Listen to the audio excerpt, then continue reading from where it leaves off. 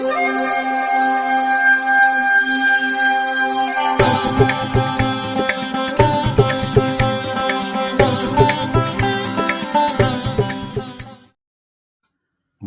வசந்தகாலம் YouTube channel வாயிலாக இந்த இனிய காலை பொழுதில் உங்களுடன் தொடர்பு கொள்வது ஜோதிடர் சண்முகப்பிரியன், சென்னை அடையாறிலிருந்து. இன்றைய நாள் ஆகஸ்ட் மாதம் 16ஆம் தேதி வெள்ளிக்கிழமை, குரோதி வருடம் ஆடி மாதத்தில் 31ஆம் நாள்.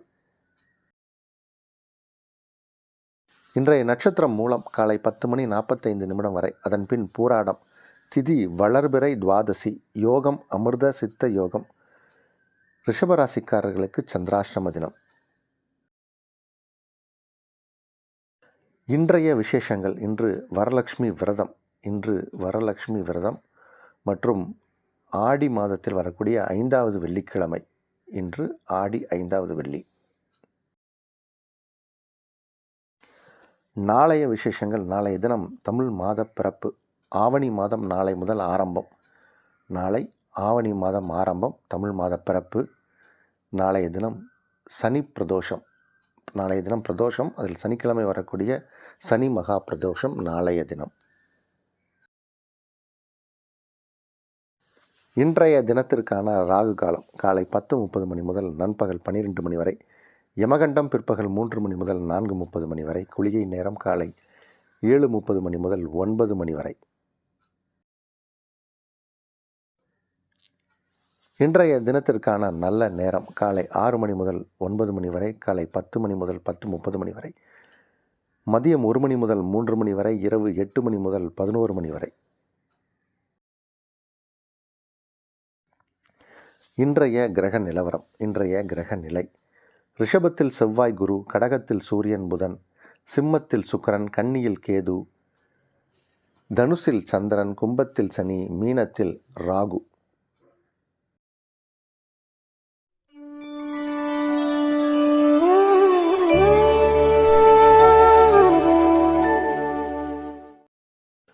இன்றைய தினம் வரலட்சுமி விரதம். இந்த வரலட்சுமி விரதம் என்பது பொதுவாக ஆவணி மாதத்தில் வரும், இல்லைன்னா ஆடி மாதம் கடைசியில் வரும். ஆவணி மாதத்தில் வரக்கூடிய பௌர்ணமிக்கு முன்னாடி வரக்கூடிய வெள்ளிக்கிழமை எதுவோ அதில் தான் இது வரும். அந்த வகையில் இப்போது ஆடி கடைசியில் வந்தாச்சு.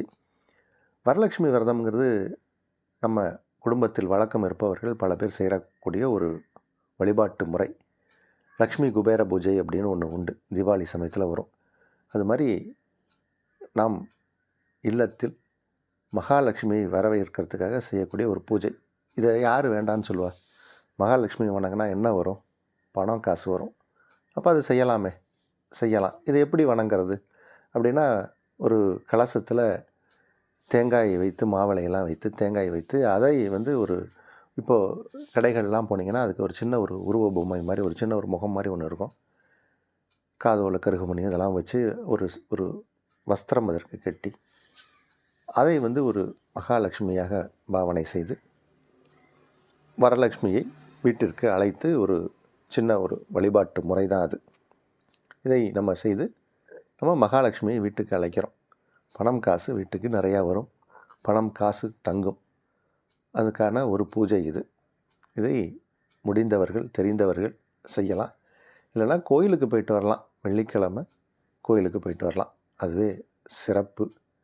இனி இன்றைய ராசி பலனுக்கு செல்வோம். மேஷ ராசிக்காரர்களுக்கு இது ஒரு சிறப்பான நாள்.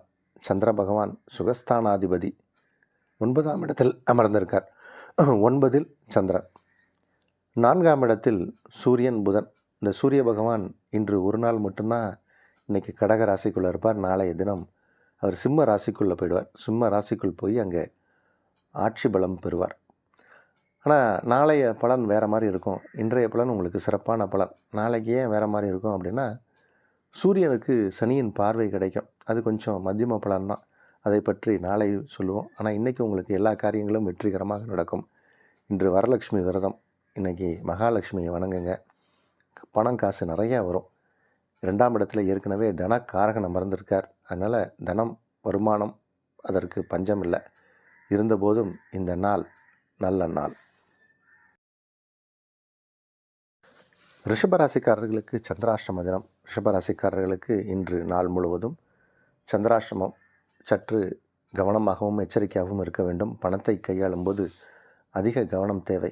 ஞாபக மறதியில் கொஞ்சம் அதிகமாக பணத்தை செலவு பண்ணலாம், இல்லை கொடுத்துடலாம், இல்லைனா எங்கேயாவது கைமறதியாக விட்டுறலாம்.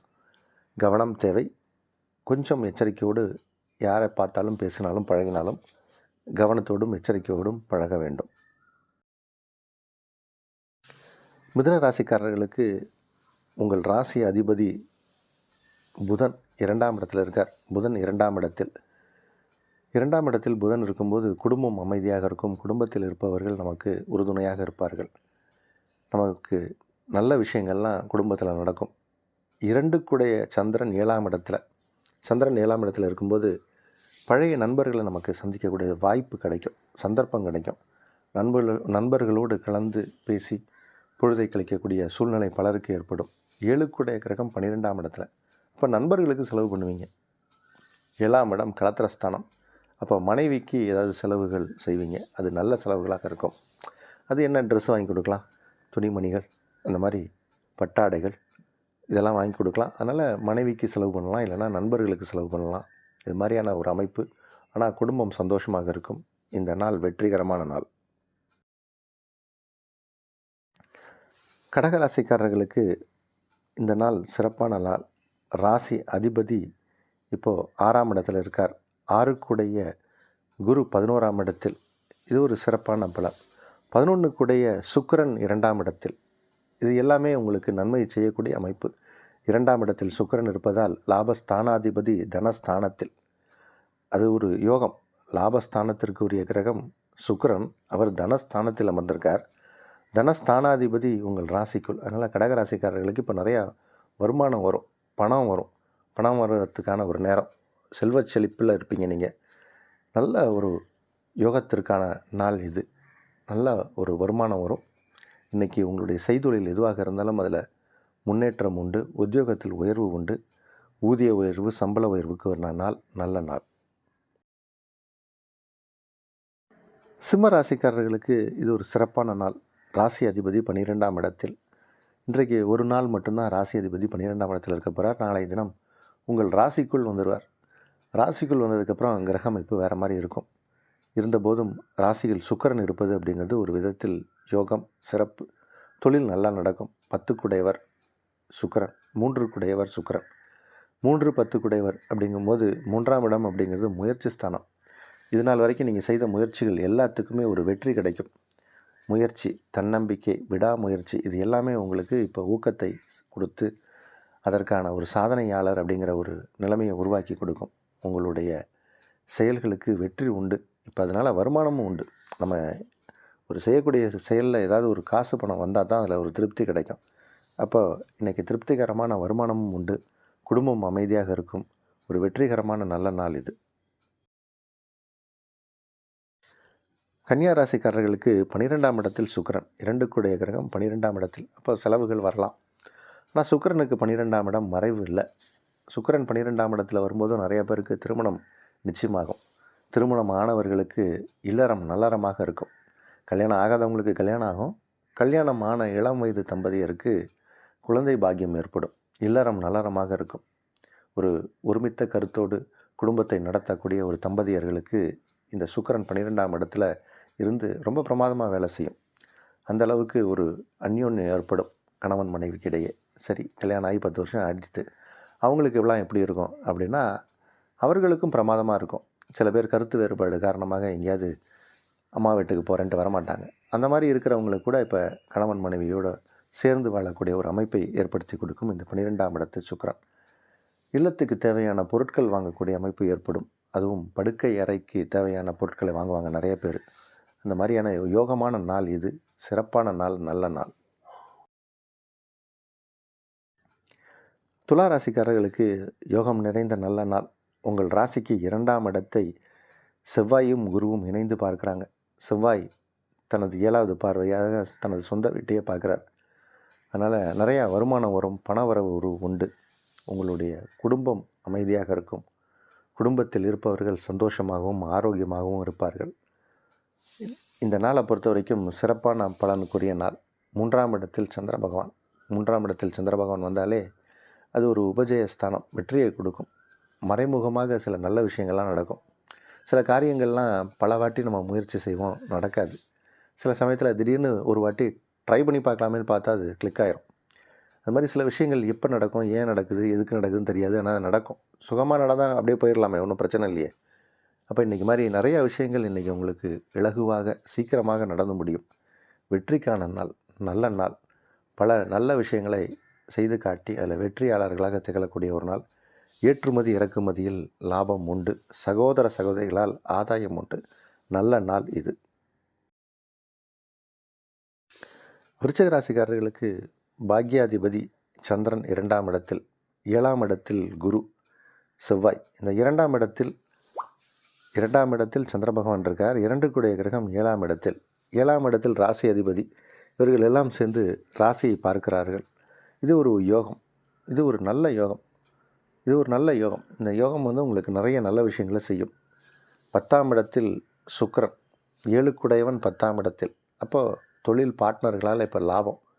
பெரிய அளவில் சந்தோஷமாக உங்கள் தொழிலை செய்து காட்டுவீங்க. கலைத்துறையினர்களுக்கு இது நல்ல நேரம்.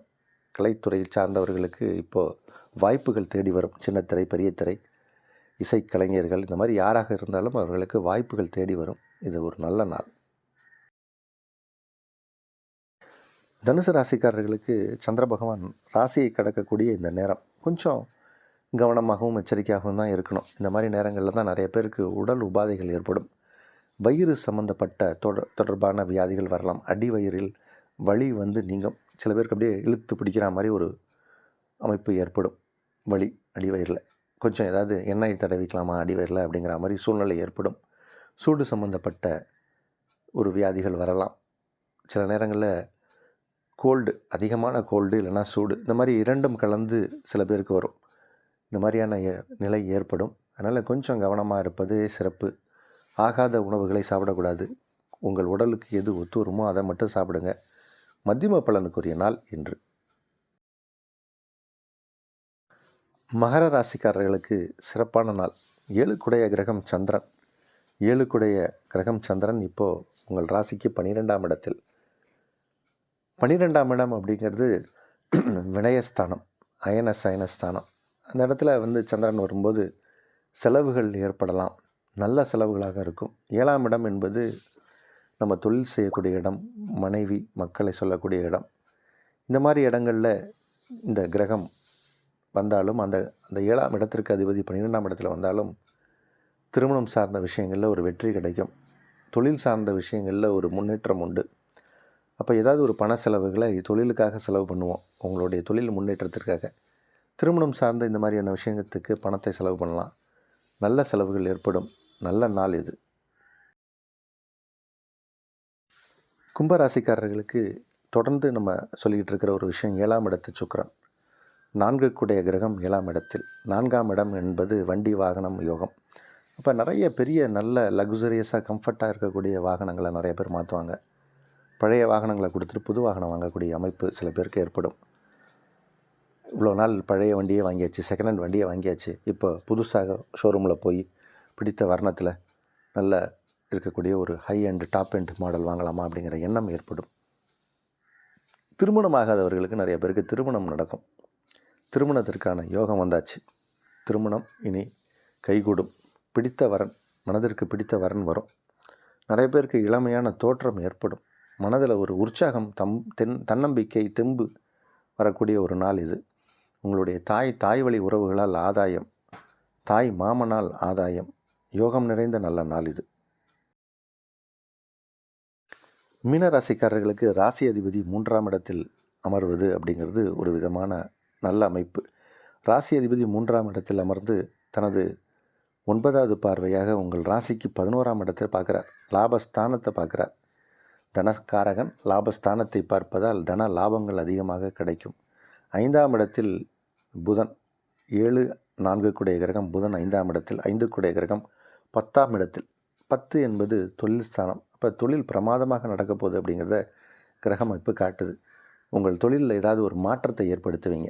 நீங்களே சில சேஞ்சஸ் செய்வீங்க. ஒரு போர்டு ரொம்ப நாளாக ஒரு வர்ணத்தில் இருக்குது, அதை மாற்றி டிஜிட்டலில் பண்ணி ஒரு நல்லா எல்லாரையும் அட்ராக்ட் பண்ணுற மாதிரி வைக்கலாமாங்கிற ஒரு எண்ணம் ஓடும். அதை செய்யதும் காட்டுவீங்க. இந்த மாதிரி ஏதாவது ஒரு மாற்றம், மற்றவர்களை அட்ராக்ட் பண்ணுற மாதிரியான ஒரு சிந்தனையை மனதில் கொண்டு அதை செய்து அதனால் ஒரு கஸ்டமர்ஸ் எல்லாம் வரவேற்கிற மாதிரியான ஒரு சூழ்நிலையை உருவாக்குவீங்க.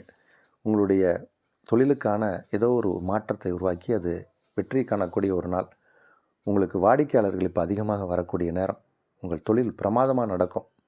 உங்களுடைய இடத்திற்கு கூட்டமாக மக்கள் வரக்கூடிய நேரம். பொது வாழ்க்கையில் ஈடுபட்டிருக்கிறவர்களுக்கு ஆதாயம் உண்டு. சமூகத்தில் உங்களுக்கு நல்ல பேர் கிடைக்கக்கூடிய நாள். நல்ல நாள் இது.